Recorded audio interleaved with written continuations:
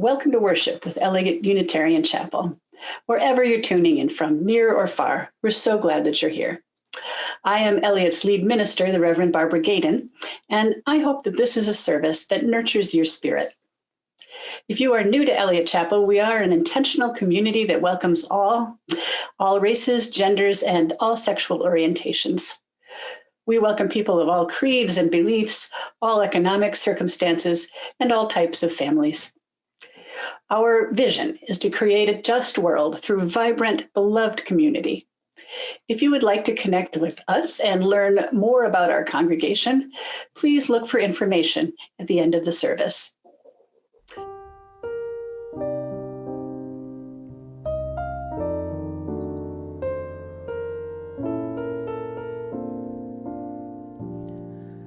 Come with me, and you'll be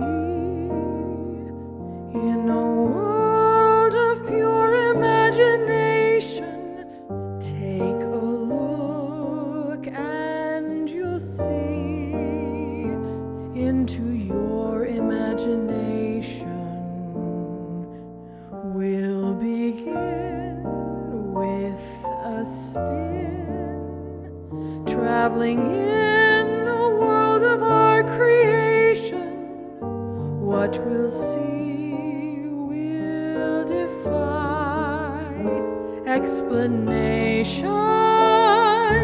If you want to view paradise, simply look around and view it. Anything you want to do it. Want to change the world, there's nothing to it. There is no life I know compared with pure imagination. Living there, you'll be free if you truly wish to be.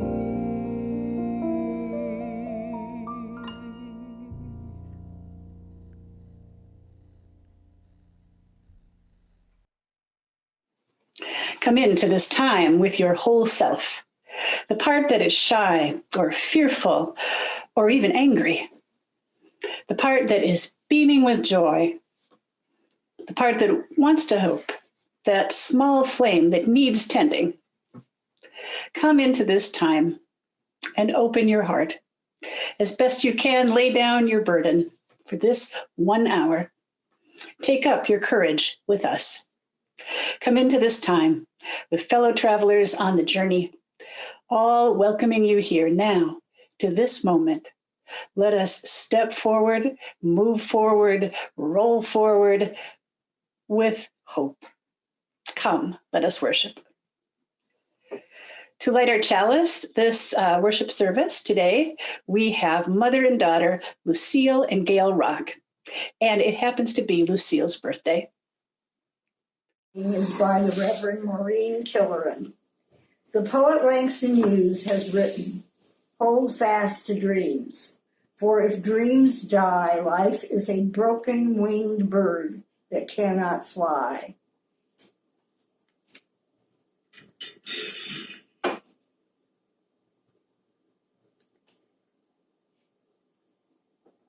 May this chalice flame challenge each of us to cherish our dreams.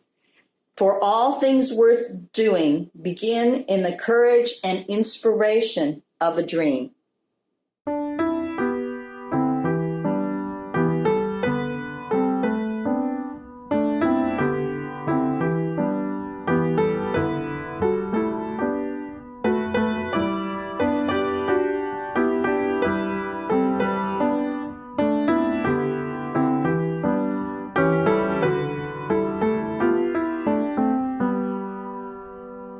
Do you hear, oh my friend, in the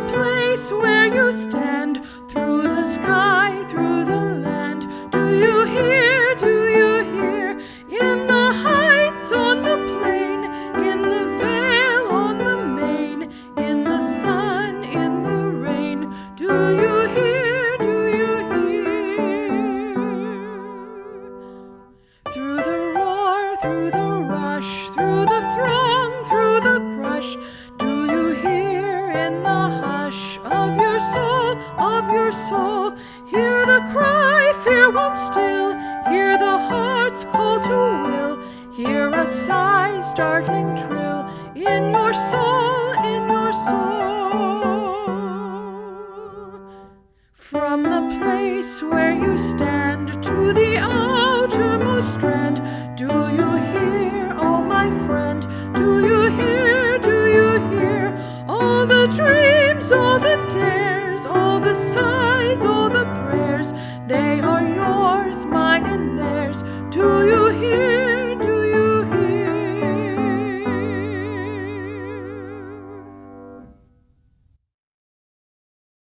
Hello, everyone. Now is the time for all ages on Sunday, January 24th. Our story today is called Honoring Life, a Story of Beatrix Potter, and it's narrated by me, Heather Flick. You might think that Beatrix Potter was a lonely child. Perhaps you would be right. True, she lived in a large city, London, England. True, the only child she had to play with was her brother Bertram, and he was usually away at boarding school. Beatrix had no school friends because she didn't go to school. Instead, a governess taught her at home. There were no other children her parents would let her play with in their London neighborhood.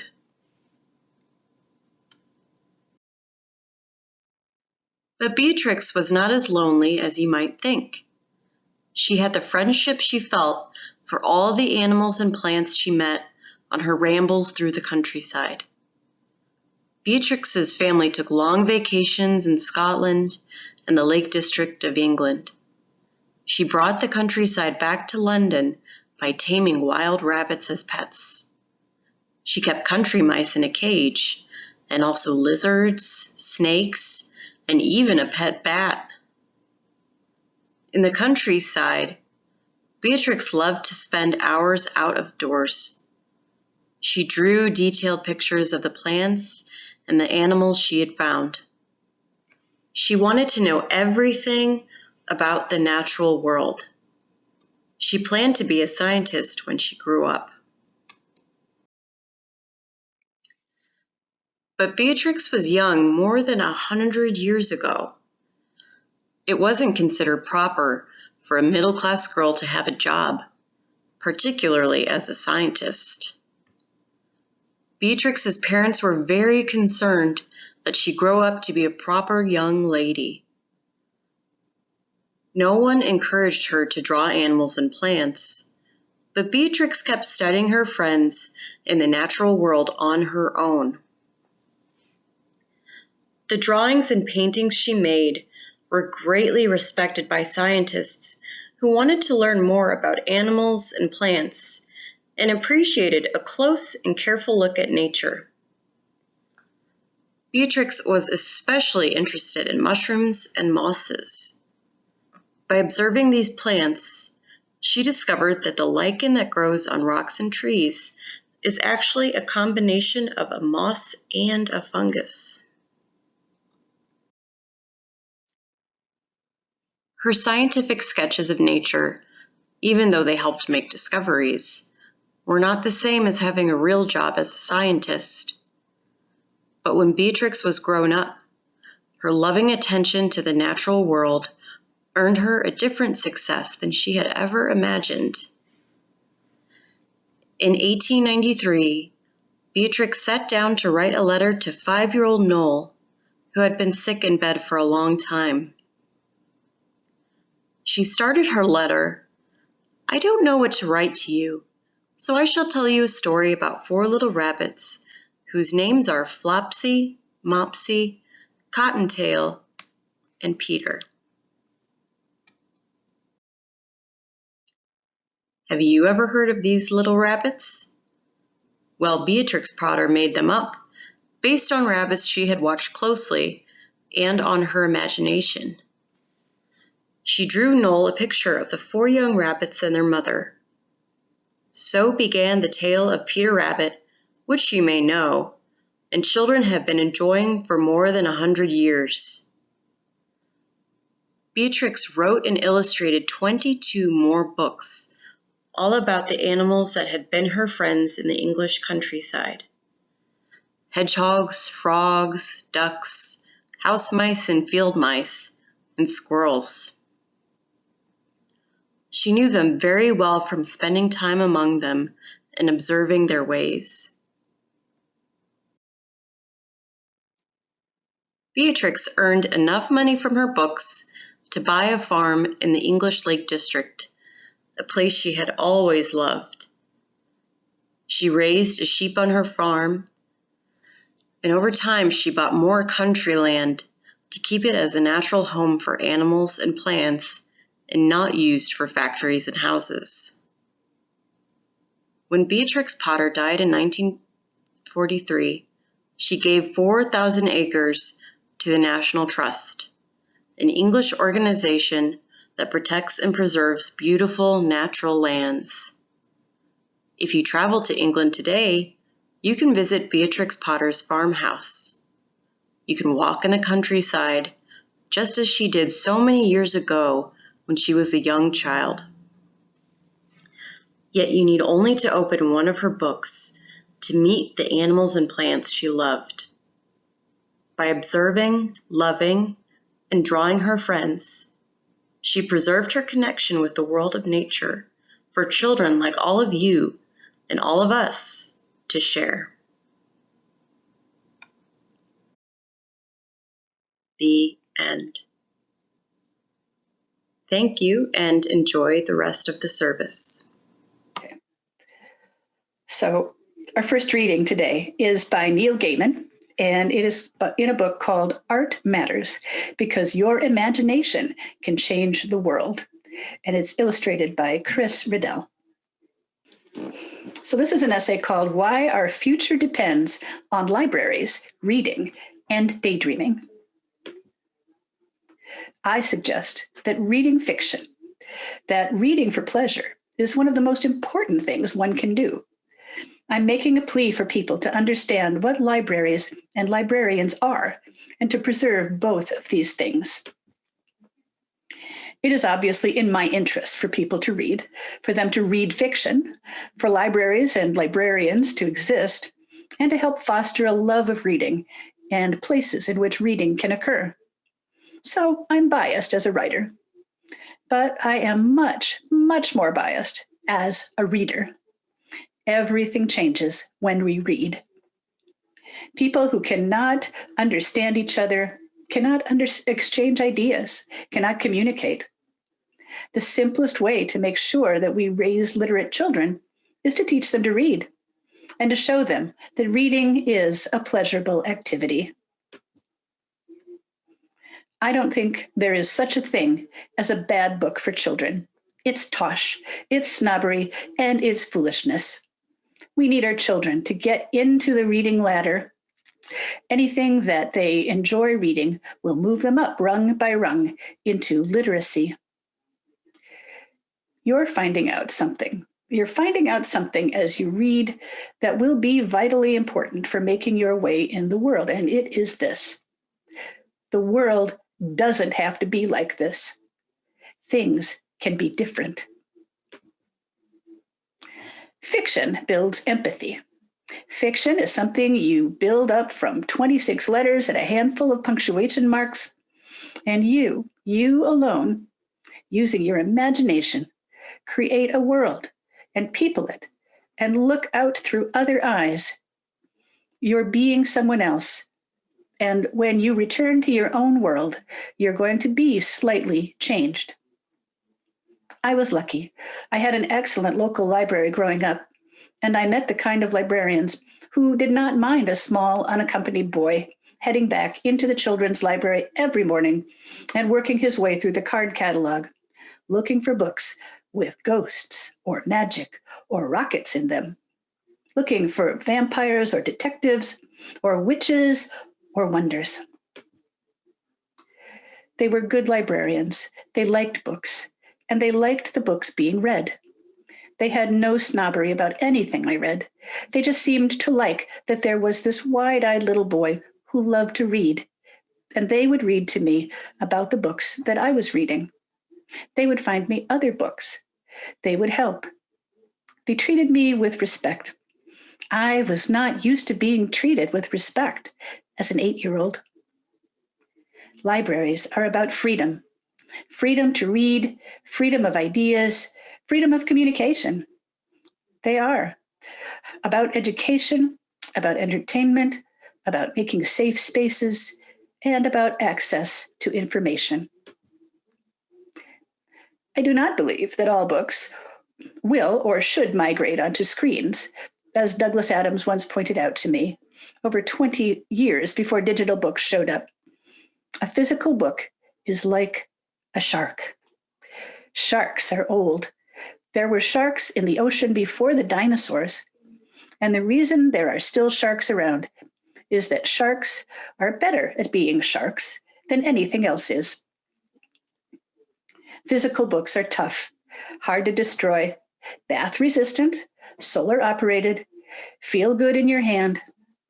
They are good at being books, and there will always be a place for them. A library is a place of safety, a haven from the world. It is a place with librarians in it. We need to teach our children to read and to enjoy reading. We need libraries. We need books. We need literate citizens.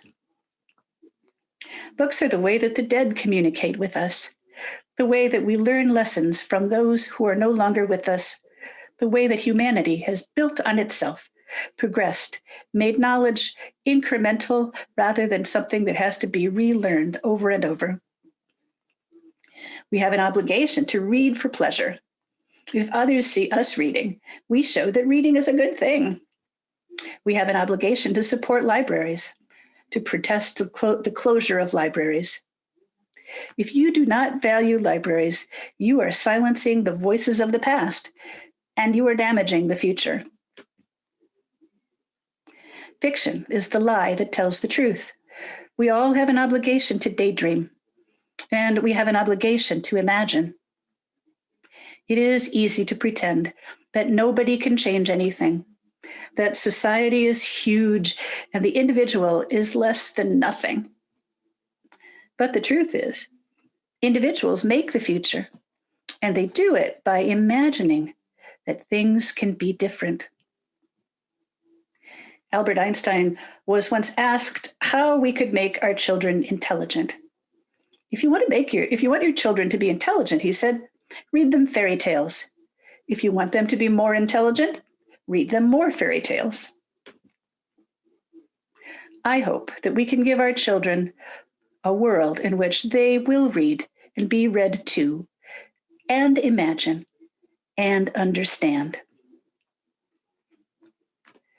So ends this reading. Why should we live in such a hurry and waste of life? We are determined to be starved before we are hungry. I wish to live deliberately to front only the essential facts of life. I wish to learn what life has to teach, and not, when I come to die, discover that I have not lived. I do not wish to live what is not life. Living is so dear. Nor do I wish to practice resignation, unless it is quite necessary. I wish to live deep and suck out all the marrow of life.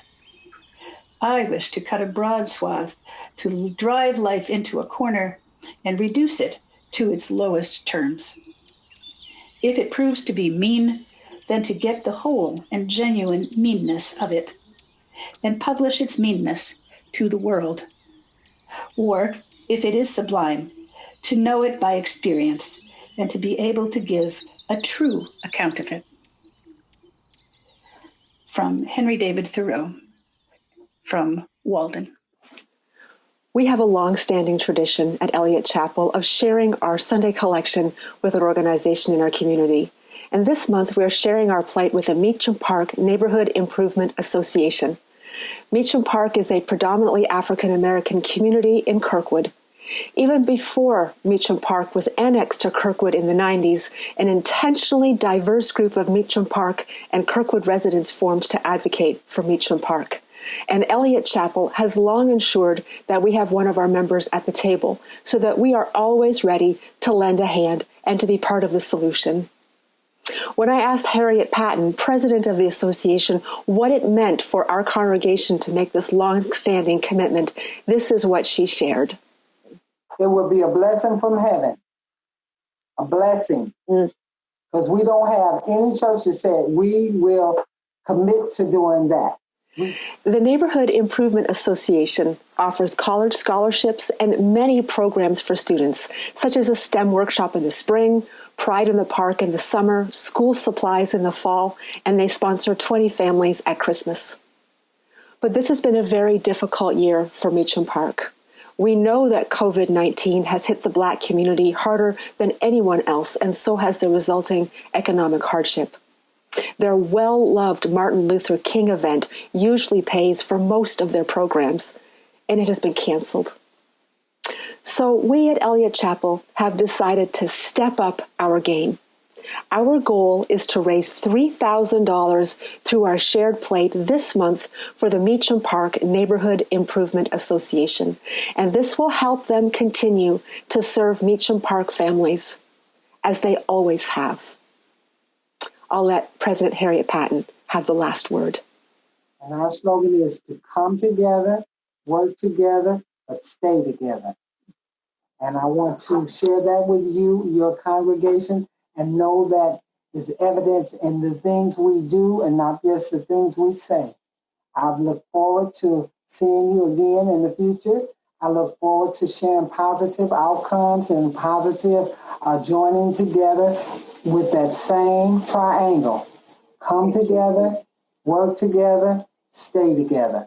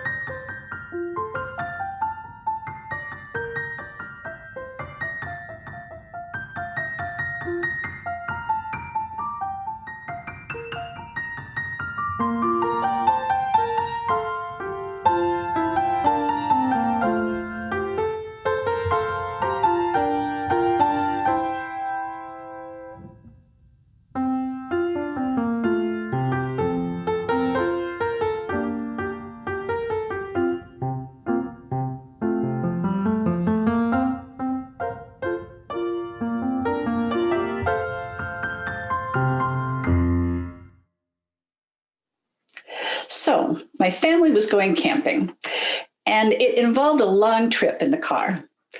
My stepbrother, Dean, sat in the back seat with me. We were both 13. Our parents had just gotten married, and through no choice of ours, we were suddenly brother and sister, a family.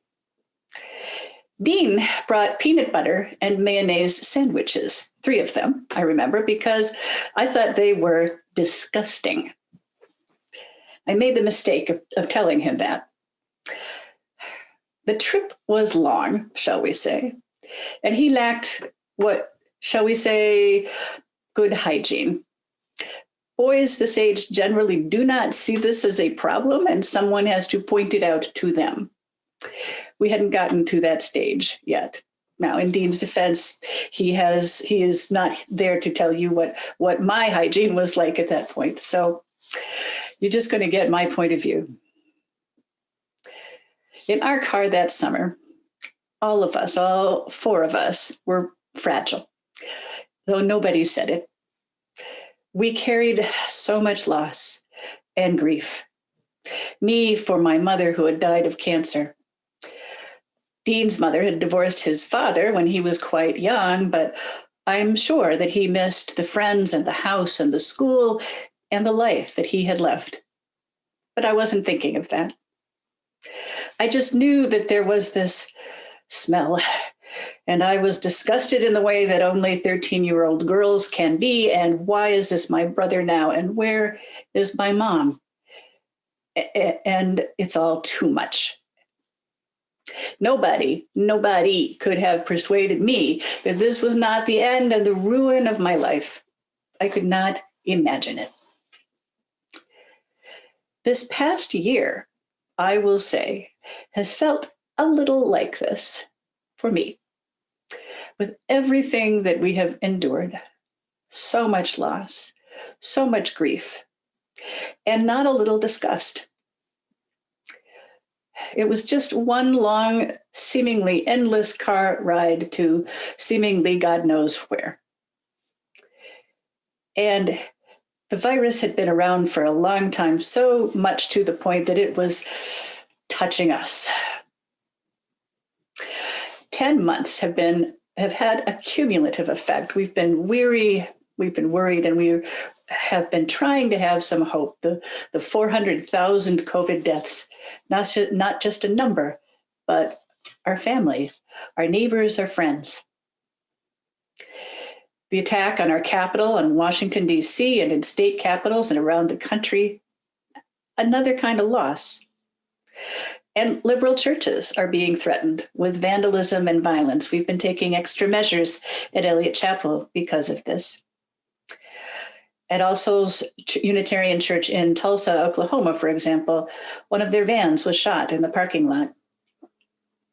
So we've been put on alert, and we will need to be safe, not just for this week, but for a while. We will need to be careful, and yet we will also have to be proud of who we are and boldly ourselves. And this is not an easy thing to do. We have had, as the poet Rumi puts it, a crowd of sorrows, and we will have more of them this winter. There will be more death and more pain. And yet the theme that we have been invited to explore this January is what? Imagination. Imagination means to form new ideas or images of things that we cannot perceive with our senses. It comes from the Latin root imitare, meaning to picture oneself. So the ability to picture ourselves in a different place, a better world of beauty and kindness and hope, even when they are not obvious to the senses. This kind of hope always means taking a risk. This kind of hope always comes when we have a mixture of joy and sorrow, like some of us have seen this week. This kind of hope requires courage and imagination. Last week, our guest speaker, Amy Hunter, joined us at Coffee Hour and asked if we could imagine a world without racism. We had to ask her a couple of times. Are you really asking that question? Yes, she was, and we struggled with it for a while. And after a few minutes, she gently asked us to think about what has already occurred in our lifetimes. What are the things that we could not have imagined? A Black man serving as U.S. president twice. A Black vice president being elected and now sworn in. I had to smile thinking about an excursion that Reverend Krista and I made in November of 2014, when St. Louis County decided to follow the lead of the city and open up registration for gay and lesbian couples to get married. We went to the courthouse in Clayton in our bright yellow stoles, so you couldn't miss us. We looked sort of furtively around for couples that looked like they might have been registering for marriage licenses. And well, we offered to do an impromptu wedding. If you don't have one already, we said, besides, who knew when the county would change its mind, right? First, we also had to assure them that we were not looking for money for this. We were just there to celebrate. And celebrate we did.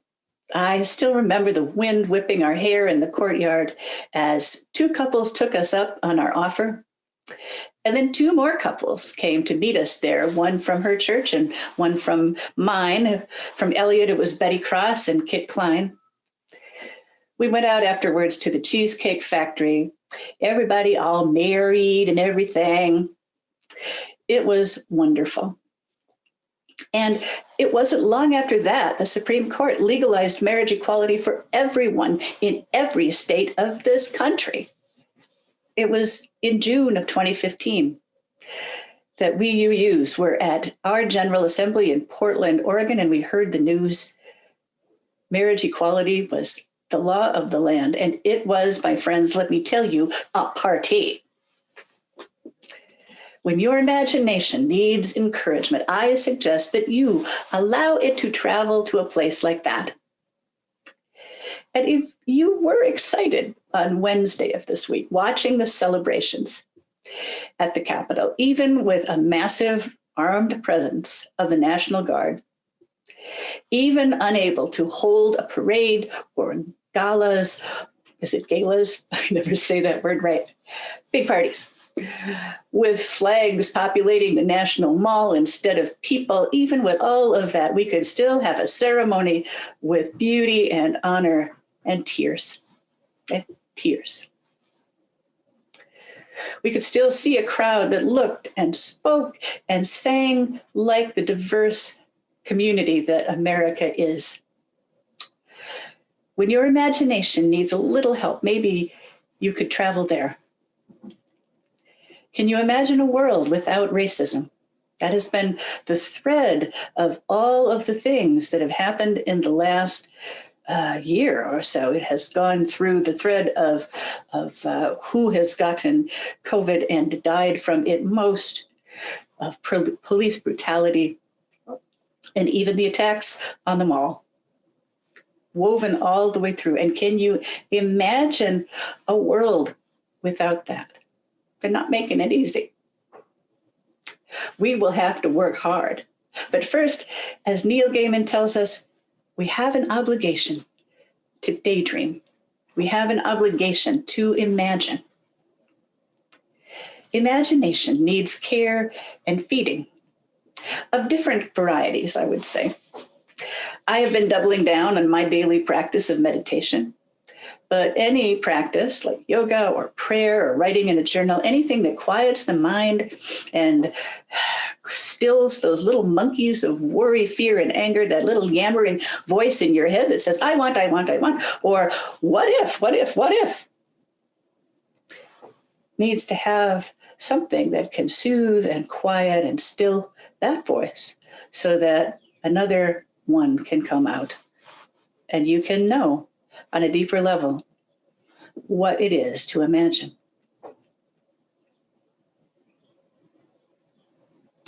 It also needs the embrace of other people, the collaboration and the camaraderie and the bolstering that we give each other. In-person church is such a loss for us, isn't it? Won't be forever and for always, but right now it is a big loss. Singing together, hugging each other, standing in line at Adams Hall, praying, perhaps the only time for some of you, but praying that there will be coffee left in the big pot when you get up there. An online church is no substitute for that, but it can remind us of it.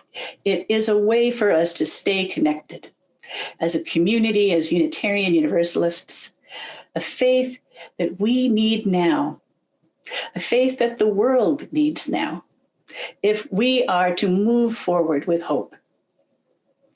One of our children at Eliot Chapel, you may have read, if you are on the Eliot Chapel UUers Facebook page, one of our young children turned to his parents during the inauguration with all the speeches about compassion and justice and just said, "It sounds like our church. It sounds like our church." May it be so, my friend. May it be so. When Amy Hunter challenged us to remember a world, or to imagine a world without racism, she did not mean a world where there is not a single person who harbors prejudice or ill will towards people of other races. I don't see that one coming anytime soon, but she meant a world in which that prejudice and that ill will has no power over people's lives. Can you imagine? Can you? We have to do that if we're going to get there. Let this be the prayers of our lips and the meditations of our hearts right now. And she went a step further and asked us to imagine having a conversation with the people who stormed the Capitol building. After all, she said nonchalantly, a little too nonchalantly for my taste, do you think that you don't know anyone who supported that? You do. They're your family, your friends, your neighbors. And how will you talk with them about what happened and why? How will you get close to them? Because that's what we as human beings need to do, to be close to each other. I don't know. I really don't. We will demand accountability. We can't heal without that. But then what, my friends? Then what? What is our end goal?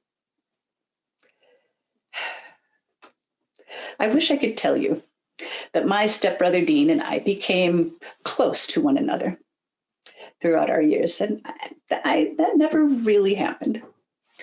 But we did have our moments.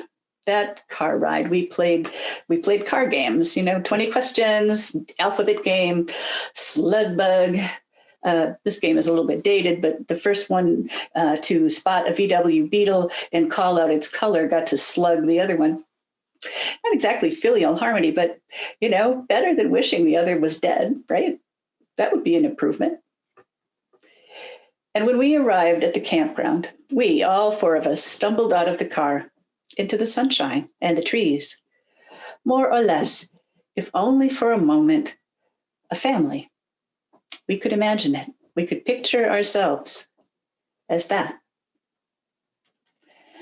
We don't need all that much to imagine a future, it turns out. We don't need to know how we're going to do everything.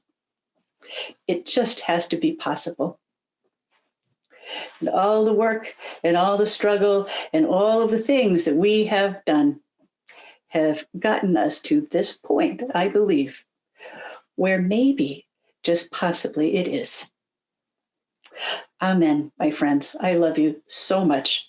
Let us continue together. Amen.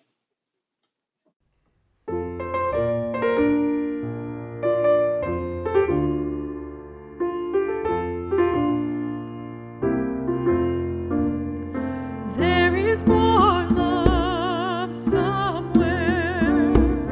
There is more love somewhere.